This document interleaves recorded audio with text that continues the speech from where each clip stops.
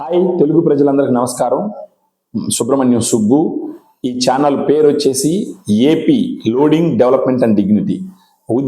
ఈ ఛానల్ ఉద్దేశం ఏంటంటే మన రాష్ట్ర అభివృద్ధికి మనం ఏ విధంగా కంట్రిబ్యూట్ చేయగలం, సలహాల రూపంలో కానీ, ఒక క్రిటిసైజ్ చేయడంలో కానీ, ఏదో ఒక రకంగా మనకున్న ఆశలు కానీ, మనకున్న ఆలోచనలు కానీ ఖచ్చితంగా షేర్ చేసి, ఇవి వచ్చేసి చాలా మందికి రీచ్ అయ్యి మీకు అందరికి ఉన్న ఆలోచన కూడా షేర్ చేస్తే కనుక ఖచ్చితంగా ఏదో ఒక రూపంలో రాష్ట్ర అభివృద్ధికి ఈ సలహాలు ఉపయోగపడతాయని ఎదురు చూస్తూ ఇప్పుడు ఒక చిన్న ఆలోచన ఏంటంటే, ఇప్పుడు చంద్రబాబు నాయుడు గారు, పవన్ కళ్యాణ్ గారు, బీజేపీ గవర్నమెంట్ తొందరలో ప్రమాణ స్వీకారం చేయబోతారు.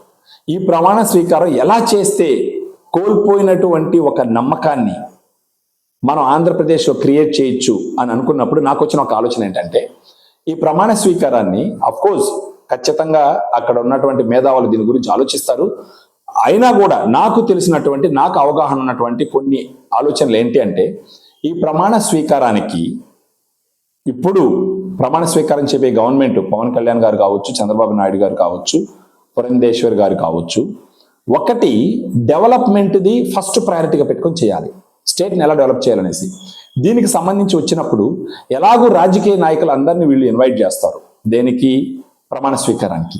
రాజకీయ నాయకులతో పాటు మేధావులు, తర్వాత పెద్ద పెద్ద కంపెనీల సీఈఓలు, పెద్ద పెద్ద వ్యాపారవేత్తలు, ఇన్వెస్టర్స్, వీళ్ళందరినీ ఐడెంటిఫై చేసి, సమయాభావం ఉండొచ్చు కానీ ఐడెంటిఫై చేసి వాళ్ళకందరికీ కూడా ఇన్విటేషన్ ఇచ్చి ఈ ప్రమాణ స్వీకారానికి పిలిచి ఒక గ్రాండ్గా చేస్తే గనక మళ్ళా దేశం మొత్తానికి, ప్రపంచాన్ని మొత్తానికి ఆంధ్రప్రదేశ్ మీద ఒక నమ్మకం క్రియేట్ అవుతుంది, ఒక ఆశ అనేది క్రియేట్ అవుతుంది. వీళ్ళందరినీ పిలిచి రాష్ట్ర ప్రభుత్వం వీళ్ళందరికీ ఈ రాష్ట్రం అభివృద్ధిలో పాలు పంచుకోవడానికి ప్రభుత్వం తరపున ప్రభుత్వం ఎలాంటి సపోర్ట్ చేయగలదని చెప్పేసి పబ్లిక్గా ప్రమాణ స్వీకారం రోజు చెప్పితే కనుక ఖచ్చితంగా టాప్ కంపెనీస్, ఐటీ కంపెనీస్ కానీ, ఫార్మా కంపెనీస్ కానీ, హాస్పిటల్స్ కానీ, లేదా హోటల్స్ కానీ, లేదా ట్రేడర్స్ కానీ, వీళ్ళందరికీ ఒక నమ్మకాన్ని క్రియేట్ చేయొచ్చు. ఇప్పుడు మన తెలుగు రాష్ట్రాల్లో మన స్ట్రెంగ్త్ చూసినామంటే, ఒక చిన్న ఎగ్జాంపుల్, ఫర్ ఎగ్జాంపుల్ మన సోదర రాష్ట్రం తెలంగాణలో హైదరాబాద్లో చూస్తే, హైదరాబాద్లో రెండు ఫేమస్ అండి, రెండు ఫేమస్, ప్రపంచ లెవెల్లో ఫేమస్ హైదరాబాద్లో రెండు. ఒకటి వచ్చి ఐటీ కంపెనీస్.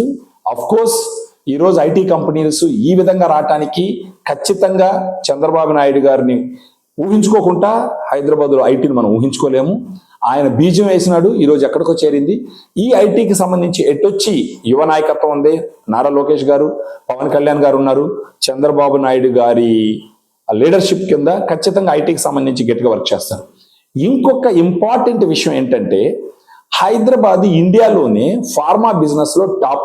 ఫార్మా బిజినెస్ అంటే I'm not talking about formulations, నేను వచ్చేసి ఏపీఐ బిజినెస్ అంటే రా మెటీరియల్ బిజినెస్లో పెద్ద పెద్ద కంపెనీలు ఉన్నాయి హైదరాబాద్లో. రా మెటీరియల్ బిజినెస్ ఇక్కడి నుంచి పెద్ద పెద్ద ఫార్మాస్యూటికల్ కంపెనీస్ యూరోప్ కంట్రీస్కి, యుఎస్కి, ప్రపంచం మొత్తానికి చాలా ప్లేసెస్లో ఏపీఐ డ్రగ్స్ ఎక్స్పోర్ట్ చేయడంలో కావాల్సినటువంటి ప్రావీణ్యాన్ని సంపాదించున్నారు హైదరాబాద్లో.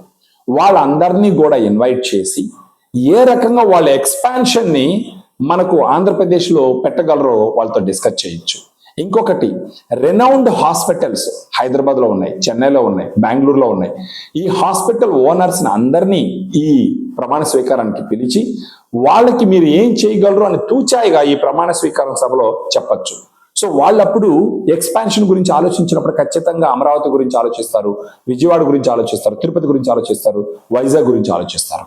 అదే కాకుండా రాజకీయాలకు సంబంధం లేకుండా ఉండే మేధావుల్ని పిలవచ్చు. తర్వాత కోర్స్ మన తెలంగాణ రాష్ట్ర ప్రభుత్వాన్ని, నాయకుల్ని పిలవచ్చు.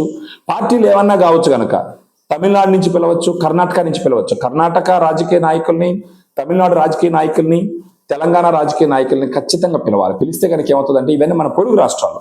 ఈ పొరుగు రాష్ట్రాలతో మనకు మంచి సంబంధాలు ఉన్నాయంటే, కోర్స్ మన తెలంగాణ వచ్చే సోదర రాష్ట్రం, మిగతా పొరుగు రాష్ట్రాలు వీళ్ళతో మంచి సంబంధాలు ఉన్నాయంటే కనుక వీళ్ళందరూ కూడా ఆంధ్రప్రదేశ్ డెవలప్ అవ్వడానికి సహాయం చేయగలరు. సో ఇలాంటి వాళ్ళందరినీ ఖచ్చితంగా ఈ ప్రమాణ స్వీకారానికి పిలవచ్చు. అదే కాకుండా ఇప్పుడు అపోజిషన్ పార్టీ అయినటువంటి పార్టీ నుంచి కూడా ఎవరన్నా మంచిగా ఆలోచించే వాళ్ళు ఉన్నప్పుడు, మేధావులు అయినప్పుడు, చదువుకొని మంచి జ్ఞానం ఉండి రాష్ట్ర అభివృద్ధికి సలహాలు ఇవ్వగలరు అని నమ్మకం ఉన్నప్పుడు వాళ్ళను కూడా పిలవచ్చు. ఎందుకంటే ఓడిపోయినారని చెప్పేసి తక్కువ చేయాల్సిన అవసరం లేదు, గెలిచినామని చెప్పేసి కొమ్ములు చేసిన పరిస్థితి కాదు. ప్రజలు వాళ్ళు ఎప్పుడు అనుకుంటాం అనమాట, ప్రజలు కొన్నిసార్లు అమాయకులు అనుకుంటారు, కాదు ప్రజలు చాలా తెలివైన వాళ్ళు. కాబట్టే ఇప్పుడు ఇలాంటి ఒక నిర్ణయం తీసుకున్నారనమాట. సో ఇవి కొన్ని సలహాలు. మీరు కూడా మీకు వచ్చిన సలహాలు కామెంట్స్ రూపంలో షేర్ చేయొచ్చు. మన ఆంధ్రప్రదేశ్ అభివృద్ధికి మీరు కూడా ఏదో ఒక రూపంలో కంట్రిబ్యూట్ చేయొచ్చు. ఫర్ ఎగ్జాంపుల్ మీకు తెలిసిన సలహాలు ఇవ్వచ్చు. ఈ వీడియో 10 మంది చూసినప్పుడు ఇది అలా ఇలా వచ్చేసి రాజకీయ నాయకులకు రీచ్ అయ్యిందంటే ఖచ్చితంగా వాళ్ళు కూడా దీని గురించి ఆలోచించడం మొదలు పెడతారు. సో ఫ్రెండ్స్, అందరూ సబ్స్క్రైబ్ చేసుకోండి, అందరికి షేర్ చేయండి, లైక్ చేయండి, మీ ఐడియాలు కూడా షేర్ చేయండి. Thank you very much. ఒకటే ధ్యేయం, ఎలా ఆంధ్రప్రదేశ్ని అభివృద్ధి చేస్తాము, ఎలా ఆంధ్రప్రదేశ్ని ప్రపంచ పటంలో గొప్పగా పెడతాం. ఆఫ్ కోర్స్ నారా చంద్రబాబు నాయుడు గారు, పవన్ కళ్యాణ్ గారు, టోటల్ గవర్నమెంట్ 200% నాకు కాన్ఫిడెన్స్ ఉంది రాష్ట్రాన్ని ప్రపంచ పటంలో పెట్టగలరు అని చెప్పేసి. Thank you very much.